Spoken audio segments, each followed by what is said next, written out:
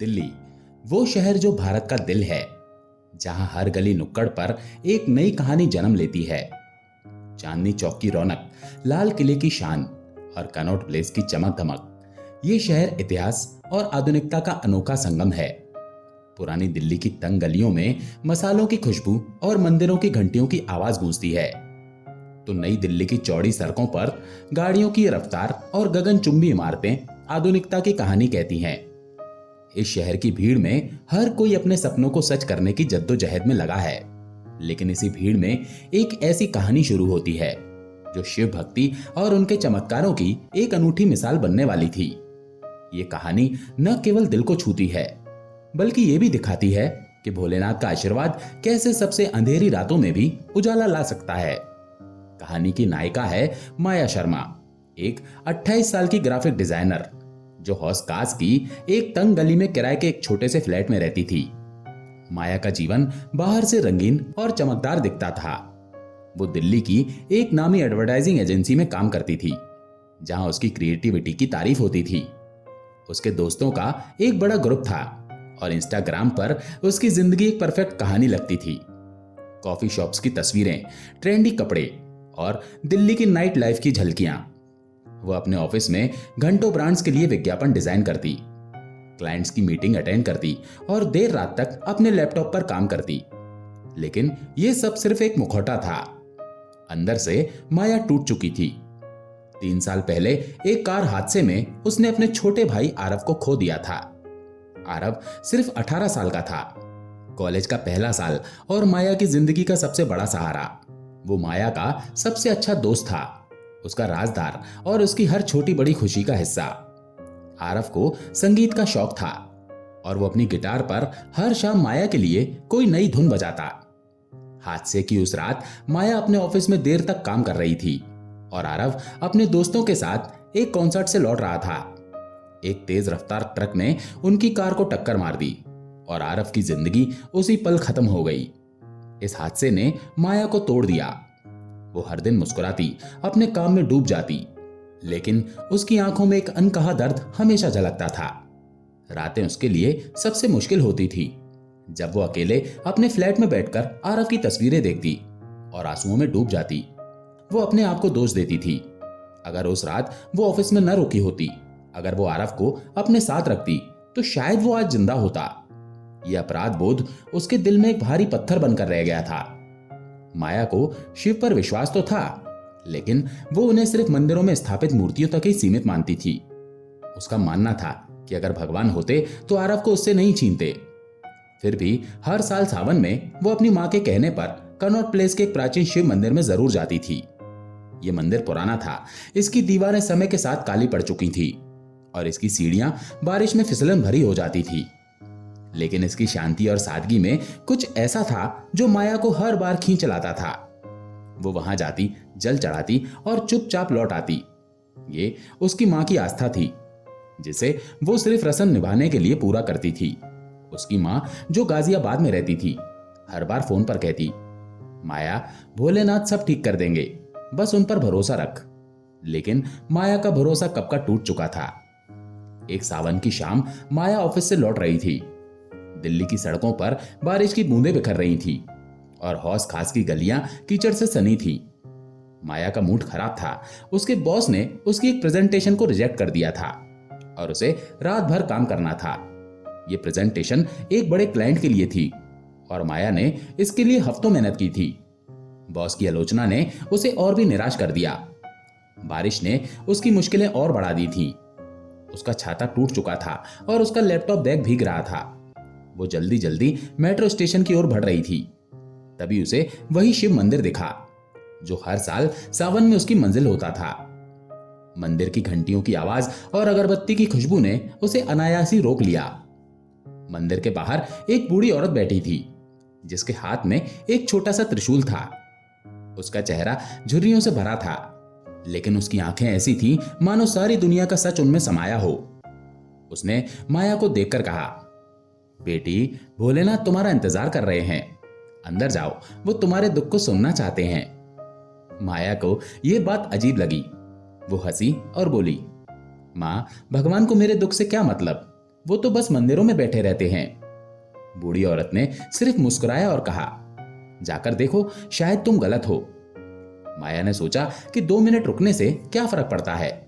वो अपने गीले जूतों को बाहर उतारकर मंदिर में दाखिल हुई। अंदर का माहौल शांत था। शिवलिंग पर चंदन और बेलपत्र चढ़े थे और एक छोटे से दिए की रोशनी पूरे मंदिर को रोशन कर रही थी। मंदिर में कोई और नहीं था, सिर्फ एक पुजारी जो कोने में बैठकर मंत्र पढ़ रहा था। माया ने शिवलिंग के सामने सिर झुकाया और बिना सोचे समझे अपने दिल का सारा दर्द उड़ेल दिया। उसने आरव की याद, अपने अपराध बोध और अपनी जिंदगी के खालीपन को शिव के सामने रख दिया। उसने कहा, अगर आप सच में हैं तो मुझे एक वजह दीजिए कि मैं क्यों जीऊं। मेरी जिंदगी में अब कुछ नहीं बचा। उसकी आंखों से आंसुओं की धारा बहने लगी। वो इतना रोई कि उसका गला रुंध गया। जब वो मंदिर से बाहर निकली तो उसे एक अजीब सी शांति महसूस हुई। बारिश अब थम चुकी थी और आसमान में तारे चमक रहे थे। बूढ़ी औरत अब वहां नहीं थी, लेकिन माया ने अपनी जेब में कुछ महसूस किया। उसने जेब में हाथ डाला तो एक छोटा सा शिव यंत्र निकला, जिसे उसने पहले कभी नहीं देखा था। ये एक चांदी का छोटा सा यंत्र था जिस पर ओम नमः शिवाय लिखा था। उसे समझ नहीं आया कि ये कहां से आया, लेकिन उसने उसे अपनी जेब में रख लिया। उस रात जब वो अपने फ्लैट में लौटी तो उसे नींद नहीं आई। वो शिव यंत्र को बार बार देखती रही और उसे लगा कि शायद ये कोई संदेश है। अगले दिन माया का दिन सामान्य शुरू हुआ। वो ऑफिस गई, अपने प्रेजेंटेशन को फिर से तैयार किया और अपने बॉस की तारीफ हासिल की।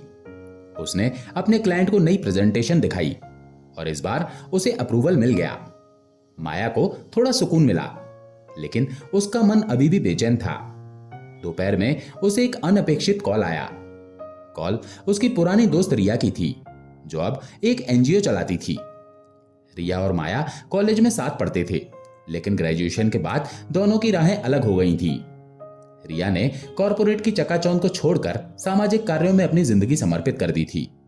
उसका एनजीओ उम्मीद की किरण दिल्ली के स्लम में रहने वाले बच्चों के लिए कला और शिक्षा के प्रोग्राम चलाता था। रिया ने माया से एक कैंपेन डिजाइन करने की गुजारिश की, जो इन बच्चों की कहानियों को दुनिया तक पहुंचाए। उसने कहा, माया, तुम्हारी क्रिएटिविटी इन बच्चों की जिंदगी बदल सकती है। उनके पास टैलेंट है, लेकिन उसे दुनिया तक पहुंचाने के लिए तुम्हारी जरूरत है। माया को यह प्रोजेक्ट थोड़ा अलग लगा। उसने अब तक सिर्फ कॉर्पोरेट ब्रांड्स के लिए काम किया था, लग्जरी कारें, फैशन लेबल्स और टेक स्टार्टअप्स। लेकिन रिया की बातों में कुछ ऐसा था कि उसने हामी भर दी। उसने सोचा कि शायद ये प्रोजेक्ट उसे अपने दुख से कुछ देर के लिए राहत देगा। काम शुरू करने के लिए माया को यमुना पार के एक स्लम में जाना पड़ा। यह दिल्ली का वो हिस्सा था जहां वो पहले कभी नहीं गई थी। टूटी फूटी सड़कें, कच्चे मकान और चारों तरफ फैली गरीबी ने उसे असहज कर दिया। स्लम की गलियों में बच्चे नंगे पांव दौड़ रहे थे और हवा में कूड़े की दुर्गंध थी। माया को लगा कि वो यहां ज्यादा देर नहीं रुक पाएगी, लेकिन तभी उसकी मुलाकात एक 12 साल के लड़के किशन से हुई। किशन की आंखें माया को आरव की याद दिलाती थी। वही चमक, वही जुनून। वो एक बेहतरीन चित्रकार था, लेकिन गरीबी ने उसे सड़कों पर भीख मांगने को मजबूर कर दिया था। किशन के पास एक पुराना स्केचबुक था, जिसमें उसने कोयले और टूटी फूटी पेंसिलों से चित्र बनाए थे। माया ने उसके चित्र देखे। उनमें से एक चित्र में शिव का तांडव था, जो इतना जीवंत था कि माया हैरान रह गई। चित्र में शिव की आंखों में एक आग थी, लेकिन उनके चेहरे पर शांति। किशन ने बताया कि वो हर सुबह पास के एक छोटे से शिव मंदिर में जाता है और वहां से उसे चित्र बनाने की प्रेरणा मिलती है। उसने कहा, दीदी, भोलेनाथ मेरे सपनों को देखते हैं, वो मेरे चित्रों में बोलते हैं। किशन की बातों ने माया को झकझोर दिया। उसे लगा कि ये बच्चा, जिसके पास न घर है न परिवार, फिर भी शिव पर इतना भरोसा रखता है। उसने किशन से पूछा, तुम्हें कैसे पता कि भोलेनाथ तुम्हारी सुनते हैं? किशन ने मुस्कुराकर कहा, दीदी, जब मैं मंदिर में बैठता हूं तो मुझे लगता है कि वो मेरे पास हैं। वो मुझे कहते हैं कि मेरे चित्र एक दिन दुनिया देखेगी। माया ने फैसला किया कि वो इस कैंपेन को सिर्फ एक प्रोजेक्ट नहीं बनाएगी, बल्कि किशन जैसे बच्चों की जिंदगी बदलने का जरिया बनाएगी। उसने रात दिन मेहनत की और एक ऐसा कैंपेन तैयार किया जिसमें किशन के चित्रों को डिजिटल आर्ट के रूप में दुनिया के सामने पेश किया गया। उसने किशन की कहानी को एक छोटी सी डॉक्यूमेंट्री में बदला, जिसमें उसने बताया कि कैसे एक स्लम का बच्चा अपनी कला के जरिए दुनिया को प्रेरित कर सकता है। उसने अपने दोस्तों और कॉर्पोरेट कनेक्शंस को इस कैंपेन के लिए प्रचार करने के लिए राजी किया। कैंपेन लॉन्च होने के बाद माया की मेहनत रंग लाई। किशन के चित्रों ने सोशल मीडिया पर तहलका मचा दिया। लोग इसके चित्रों की तारीफ कर रहे थे और कई बड़े आर्ट कलेक्टर्स ने उसके काम को खरीदने की इच्छा जताई। एक अंतरराष्ट्रीय गैलरी ने किशन के चित्रों को अपने अगले एग्जीबिशन में शामिल करने का न्योता दिया। माया ने यह सुनिश्चित किया कि किशन की कमाई का एक हिस्सा उसके लिए एक बैंक अकाउंट में जमा हो और बाकी का इस्तेमाल उसके स्कूल और कला की पढ़ाई के लिए हो। किशन अब एक अच्छे स्कूल में पढ़ने लगा और उसे एक छोटा सा कमरा भी मिल गया जहां वो अपनी कला पर काम कर सकता था। किशन की कहानी ने न केवल माया को प्रेरित किया बल्कि दिल्ली के कई और बच्चों की जिंदगी में बदलाव लाया। माया और रिया ने मिलकर स्लम में एक कला कार्यशाला शुरू की जहां बच्चे अपनी भावनाओं को चित्रों के जरिए व्यक्त करते थे। माया ने देखा कि इन बच्चों के चित्रों में सिर्फ रंग नहीं बल्कि उनकी जिंदगी के दर्द, सपने और उम्मीदें भी थी। एक बच्ची जिसका नाम मीना था ने शिव की मूर्ति का चित्र बनाया जिसमें शिव एक मां की तरह उसे गले लगाए हुए थे। मीना ने बताया कि उसकी मां की मृत्यु हो चुकी थी और वो शिव को अपनी मां की तरह मानती थी। इस चित्र ने माया को इतना भावुक कर दिया कि उसने उसे अपने फ्लैट की दीवार पर टांग लिया। माया ने अपने कैंपेन को और विस्तार दिया। उसने शिव की कला नाम से एक ऑनलाइन प्लेटफॉर्म शुरू किया जहां स्लम के बच्चों के चित्रों को बेचा जाता था। इस प्लेटफॉर्म की खास बात यह थी कि हर चित्र के साथ उस बच्चे की कहानी भी शेयर की जाती थी। लोग न केवल चित्र खरीदते बल्कि उन बच्चों के लिए फंडिंग भी करते। इस प्लेटफॉर्म ने इतनी लोकप्रियता हासिल की कि कई बड़े ब्रांड्स ने माया के साथ पार्टनरशिप की पेशकश की। लेकिन सबसे बड़ा चमत्कार तब हुआ जब माया को एक दिन एक अनजान नंबर से पत्र मिला। पत्र में लिखा था, बेटी, तुमने भोलेनाथ की पुकार सुनी और उनके काम में हिस्सा लिया। अब तुम्हारा दुख तुम्हारी ताकत बन चुका है। पत्र के साथ एक छोटा सा चित्र था जिसमें शिव का तांडव था, वही चित्र जो किशन ने बनाया था। माया को समझ नहीं आया कि यह पत्र किसने भेजा, लेकिन उसे लगा कि यह शिव का ही आशीर्वाद है। उसने पत्र को अपने डेस्क पर रख लिया और शिवयंत्र को अपने गले में एक चेन में पिरो लिया। माया ने अब अपनी एजेंसी की नौकरी छोड़ दी थी। वो रिया के एनजीओ के साथ पूर्णकालिक काम करने लगी थी।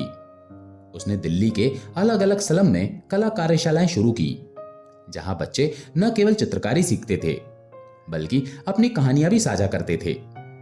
माया ने एक नया प्रोजेक्ट शुरू किया जिसका नाम था शिव की गलियां। इस प्रोजेक्ट में स्लम के बच्चों ने अपनी गलियों को चित्रों के जरिए दुनिया के सामने पेश किया। इन चित्रों में टूटी फूटी सड़कें, रंग बिरंगे बाजार और छोटे छोटे मंदिर थे जो इन गलियों की आत्मा को दर्शाते थे। इस प्रोजेक्ट के लिए माया ने दिल्ली के कई स्लम की सैर की। हर स्लम में उसे एक नई कहानी मिली, एक नया चेहरा और एक नई उम्मीद। एक दिन उसकी मुलाकात रानी से हुई, एक 10 साल की लड़की जो अपने बीमार पिता की देखभाल करती थी। रानी के पिता एक रिक्शा चालक थे, लेकिन टीबी की बीमारी ने उन्हें बिस्तर पर ला दिया था। रानी दिन भर कूड़ा बीनती और रात को अपने पिता के लिए दवा खरीदती। माया ने रानी के चित्र देखे जिनमें से एक में शिव और पार्वती एक छोटी सी झोपड़ी में बैठे हैं।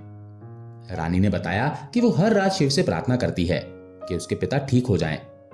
माया ने रानी के पिता के इलाज का जिम्मा उठाया। उसने अपने एनजीओ के फंड से उनके लिए एक अच्छे अस्पताल में इलाज करवाया। कुछ महीनों बाद रानी के पिता पूरी तरह ठीक हो गए। रानी ने माया को गले लगाकर कहा, दीदी, आप मेरे लिए भोलेनाथ की तरह हैं। ये सुनकर माया की आंखें भर आईं। उसे लगा कि शायद शिव ने उसे इन बच्चों की मदद करने के लिए ही चुना था। माया ने रानी को अपनी कला कार्यशाला में शामिल किया। रानी ने जल्दी ही चित्रकारी में अपनी प्रतिभा दिखाई। उसने एक चित्र बनाया जिसमें शिव एक विशाल पेड़ के नीचे बैठे थे और उनके चारों तरफ बच्चे खेल रहे थे। इस चित्र को एक बड़े आर्ट फेस्टिवल में प्रदर्शित किया गया और रानी को अपनी कला के लिए एक छोटा सा अवार्ड भी मिला।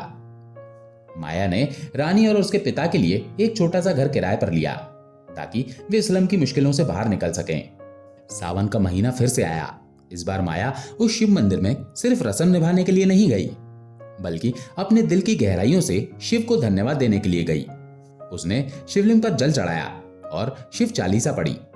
मंदिर में बैठकर उसने आरव को याद किया, लेकिन इस बार उसकी आंखों में आंसू नहीं बल्कि एक मुस्कान थी। उसे लगा कि आरव जहां भी है वो खुश है और शायद वो भी उसके इस काम का हिस्सा है। माया ने मंदिर के पुजारी से बात की और एक छोटा सा प्रोजेक्ट शुरू किया जिसमें स्लम के बच्चे मंदिर की दीवारों पर शिव की कहानियों को चित्रों के जरिए दर्शाते थे। बच्चों ने शिव के तांडव, शिव पार्वती के विवाह और गंगा अवतरण जैसे दृश्यों को अपने रंगों से जीवंत कर दिया। इन चित्रों ने मंदिर को एक नया रंग दिया और लोग दूर दूर से इसे देखने आने लगे। मंदिर अब सिर्फ पूजा का स्थान नहीं था, बल्कि एक ऐसी जगह बन गया था जहां कला, आस्था और उम्मीद का मेल होता था। माया ने मंदिर के पास एक छोटा सा कला केंद्र भी शुरू किया जहां बच्चे मुफ्त में चित्रकारी सीख सकते थे। इस केंद्र में किशन, रानी और मीना जैसे बच्चे अब दूसरों को सिखाने लगे। माया ने देखा कि ये बच्चे न केवल अपनी कला से दुनिया को प्रेरित कर रहे थे, बल्कि एक दूसरे को भी उम्मीद दे रहे थे। माया की कहानी दिल्ली की गलियों में एक मिसाल बन गई। लोग उसे शिव की बेटी कहने लगे क्योंकि उसने न केवल अपनी जिंदगी बदली, बल्कि सैकड़ों बच्चों को एक नया भविष्य दिया। किशन अब एक नामी आर्टिस्ट बन चुका था और उसकी पेंटिंग्स को दुनिया भर में सराहा जा रहा था। उसने अपनी पहली कमाई से एक छोटा सा स्टूडियो खोला जहां वो अपनी कला पर काम करता था। रानी अपने पिता के साथ एक छोटे से घर में रहने लगी थी और वो स्कूल में टॉप कर रही थी। उसने अपनी कला को एक नया रूप दिया और वो डिजिटल आर्ट सीख रही थी। माया की एनजीओ अब दिल्ली के बाहर भी अपनी पहुंच बना रहा था। उसने लखनऊ, जयपुर और कोलकाता में कला कार्यशालाएं शुरू की जहां स्लम के बच्चों को नई उम्मीद दी जा रही थी। माया ने अपने ऑनलाइन प्लेटफॉर्म शिव की कला को एक अंतरराष्ट्रीय मंच बना दिया जहां दुनिया भर के लोग इन बच्चों की कला को खरीद सकते थे। एक दिन माया को एक इंटरनेशनल अवार्ड के लिए नॉमिनेट किया गया। यह अवार्ड सामाजिक बदलाव के लिए काम करने वाले लोगों को दिया जाता था। अवार्ड सेरेमनी में माया ने अपने भाषण में कहा, यह अवार्ड मेरा नहीं, उन बच्चों का है जिन्होंने मुझे सिखाया कि जिंदगी का असली मतलब दूसरों की मदद करना है।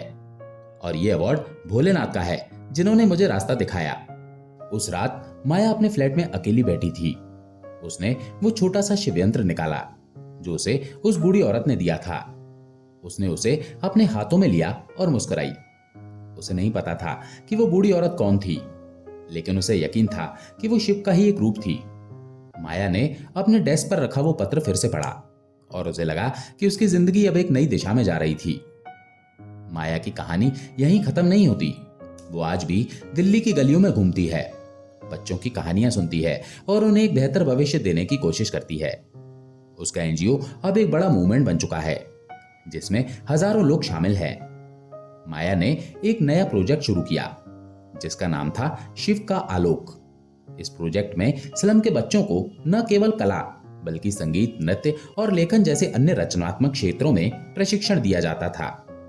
माया ने अपने भाई आरव की याद में एक संगीत स्कूल भी शुरू किया जहां बच्चे मुफ्त में गिटार, तबला और अन्य वाद्य यंत्र सीख सकते थे। इस स्कूल का उद्घाटन उस दिन हुआ जब आरव का जन्मदिन था। माया ने उद्घाटन समारोह में कहा, मेरे भाई को संगीत से प्यार था और वो चाहता था कि हर बच्चे को अपनी आवाज बुलंद करने का मौका मिले। ये स्कूल उसका सपना है। हर सावन माया उस शिव मंदिर में जाती। वो अब भी जल चढ़ाती है, शिव चालीसा पढ़ती है और अपने भाई को याद करती है। लेकिन अब उसकी प्रार्थना सिर्फ अपने लिए नहीं, बल्कि उन सैकड़ों बच्चों के लिए होती है जिन्हें वो अपना परिवार मानती है। माया ने अपनी फ्लैट की दीवार पर एक नया चित्र टांगा। ये किशन, रानी और मीना ने मिलकर बनाया था। चित्र में शिव एक विशाल पहाड़ पर बैठे थे और उनके चारों तरफ बच्चे अपनी कला के रंग बिखेर रहे थे। वो छोटा सा शिव यंत्र अब भी माया के गले में है, उसे याद दिलाने के लिए कि शिव का आशीर्वाद हमेशा उसके साथ है। दोस्तों, आशा है ये कहानी आपको पसंद आई होगी। अगर पसंद आई हो तो वीडियो को लाइक करके कमेंट में ओम नमः शिवाय जरूर लिखें। चैनल पर अगर पहली बार आए हैं तो चैनल को सब्सक्राइब जरूर करें। ओम नमः शिवाय।